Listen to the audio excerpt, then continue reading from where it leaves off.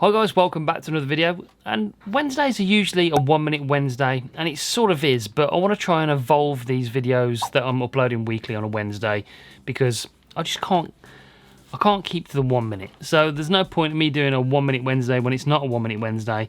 Maybe I'm going to do something that's going to be a weekly photo edit because Instagram in particular is something I need to get better at.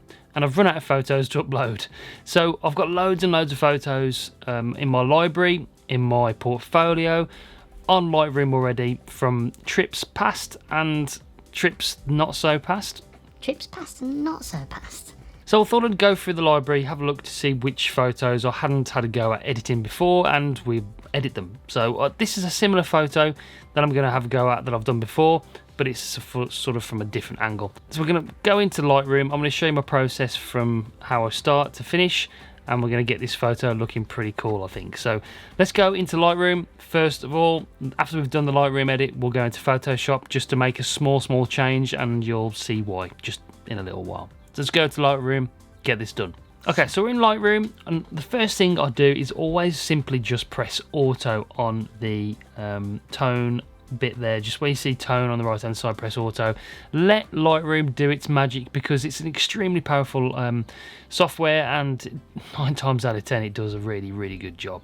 So we're going to press auto, and all of a sudden we see all this detail actually just jump out from the photo, and it looks really good. I like to, at the moment, I'm going through a bit of a phase where I like to have sort of a faded, sort of vintage effect on my photos. So I'm going to pump the shadows right the way up to bring that down, but to combat that, I'm going to bring the blacks down just a little bit, like so.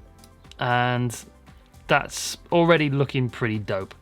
Now we're going to go down to the clarity bit where it says presence. I'm just going to up the clarity just about 12 or 15, and it just makes that not too much because it loses a bit of the detail, but it just makes the lines that little bit sharper.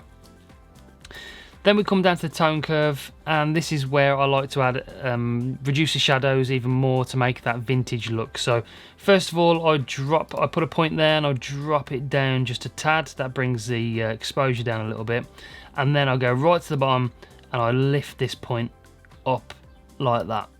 So as you can see, it's sort of a faded effect on this photo already, but then just to make it come back a little bit with the blacks like we did above, we put another point there and bring it down just a little bit like so, and then I add a point in the middle just to tweak it a little bit, and that is sort of the effect that I'm going for. It's slightly faded, we're losing the shadows, and the blacks seem a little bit faded, and that's, you know, that's the kind of thing that I'm looking for at the moment. One thing I do struggle with when it comes to editing photos is colours, because I'm one of those people that's colourblind, and I really do struggle. So I trust Lightroom when it comes to colours. So I'm going to get down to sharpening. I'm going to add a little bit of sharpening onto this, not too much, just visibly look to see what it looks like.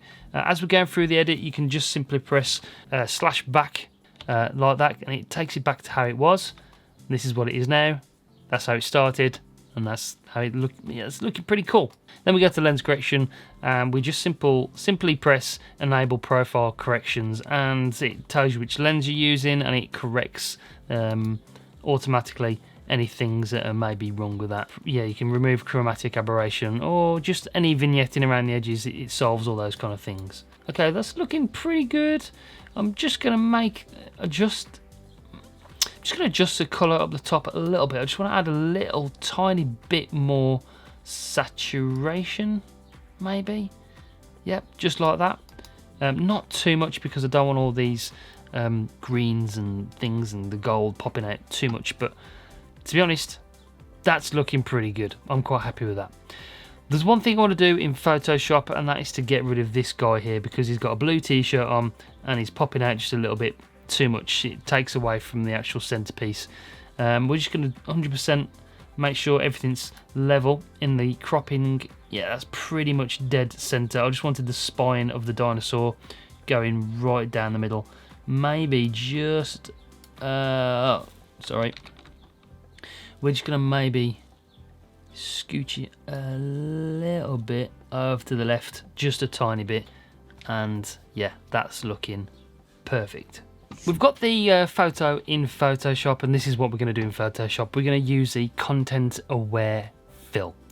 So what we're going to do is we're going to select the lasso. We press L to select the lasso up here, and then we're just going to draw around this guy. Just simply hold down the left mouse button, drag around this guy and the kid that's standing next to him, go across, and then press that.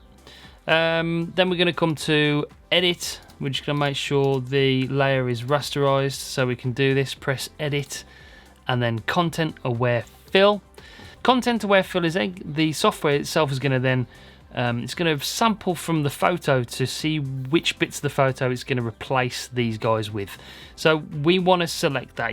The delete tool, delete brush is already selected for you. You just need to simply hold down, brush away the bits that you don't want the software to select from. So there we go. We've just altered it a little bit. It is a bit of trial and error. You've got to sort of select the bits that you want that area to be replaced with, and that it's not noticeable too much. It is quite a complex picture, so when it comes to complex pictures like this, it does take a bit of messing around and trying to find the right spot to sample from, but that looks pretty good. So that is basically how I edit my photos. There's a certain style that I like to use at the moment. I might chuck it back into Photoshop and add sort of a white background to it to make it stand out. The photos in Instagram tend to stand out a little bit more when they're on a white background as well. That's another little bit of a tip for you. Yeah, that's just how I edit my photos. And then the sort of the ContentAware Fill, if you want to get rid of a few things out of it, it's a very handy tool. Does take a little bit of learning. That's probably only the third or fourth time I've used that. So, yep, go out there and experiment for yourselves. Let me know how you get on, guys. If this helped, please subscribe and press the bell so you don't miss any future uploads. And this was definitely not a 1 Minute Wednesday. This was a longer one. So that's it for this video. Thanks for watching. Until next time, guys. I'll see you soon. Take it easy. Bye.